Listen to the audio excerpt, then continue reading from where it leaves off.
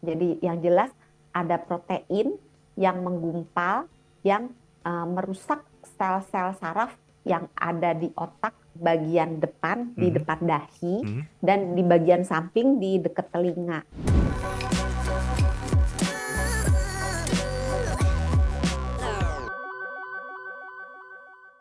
Selanjutnya Oke. tentang penyebabnya. Kenapa bisa terjadi? Nah, kalau penyebab ini Kok macam-macam. lemes sih? Kok jawabnya lemes ya? Nah, Karena banyak sekali jenisnya gitu mhm, dan masing-masing tuh penyebabnya beda-beda gitu. mhm, Jadi kalau misalnya pada vaskular yang demensia vaskular itu penyebabnya karena memang si pembuluh darahnya itu ada gangguan sehingga otaknya dalam tanda kutip kurang mendapat asupan darah. oke, Tapi kalau pada yang demensia frontotemporal yang diidap oleh si aktor ini mhm, itu penyebabnya sebetulnya nggak tahu sih. Jadi yang jelas ada protein yang menggumpal, yang merusak sel-sel saraf yang ada di otak bagian depan, di mhm, depan dahi, mhm, dan di bagian samping di dekat telinga. Nah, yang di depan itu namanya apa, lobus frontal, eh, lobus bagian depan dari otak.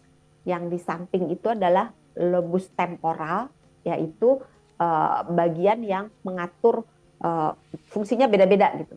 Nah, kalau pada yang Alzheimer juga ada penggumpalan protein juga yang oke. menyebabkan otaknya jadi mengkerut volume otaknya.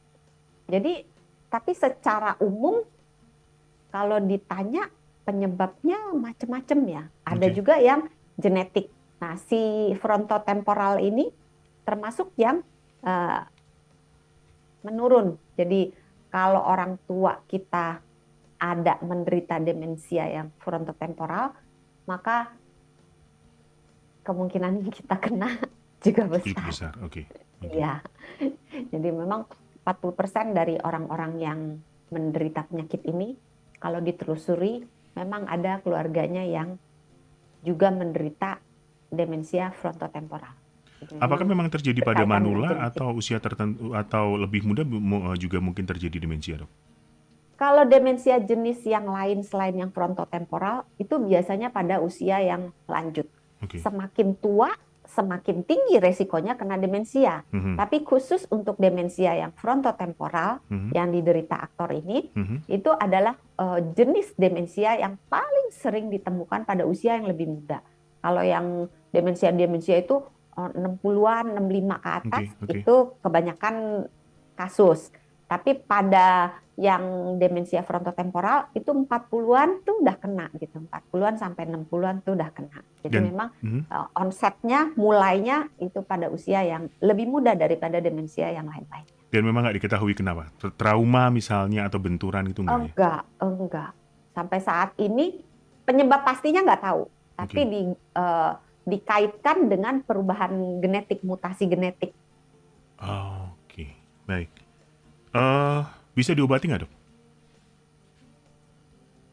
Pada umumnya demensia itu tidak bisa diobati yang terminologinya disembuhkan ya. Mhm, Tapi kalau diobati, diperlambat progresivitasnya, itu beberapa jenis Alzheimer bisa. Tapi yang frontotemporal ini tidak bisa diperlambat, tidak bisa diobati.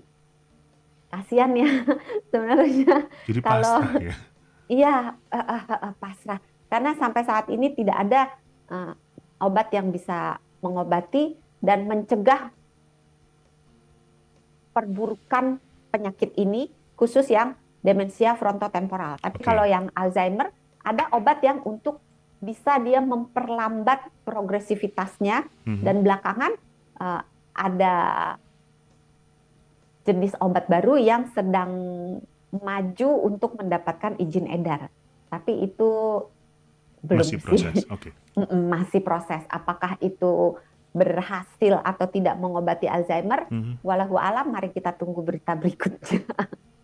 Tapi untuk frontotemporal belum ada obatnya, belum ada penyembuhnya, belum ada obat untuk mencegah progresivitasnya. Jadi dikasih obat nggak? Dikasih obat yang untuk mengatasi gejala-gejalanya. Jadi kalau misalnya, oh dia nggak bisa tidur, dikasih obat untuk supaya dia bisa tidur. Oh dia cemas, kasih obat supaya dia nggak cemas. Oh dia nuduh-nuduh orang misalnya, atau kok perilakunya inappropriate, tidak pada tempatnya gitu ya, tidak mengikuti norma-norma kesopanan, norma-norma sosial gitu. Kok kayak gitu ya? Nah itu dikasih obat untuk mengatasi gejala-gejalanya aja. Tapi secara umum nggak ada obatnya. Makanya kasihan di antara semua demensia tuh paling kasihan yang demensia frontotemporal ini karena dia diderita oleh orang yang lebih muda, yang dengan kata lain dia harusnya masih bisa produktif. Dan ketika dia menderita itu dia masih bisa berpikir gitu. Karena ketahuannya biasanya cepat.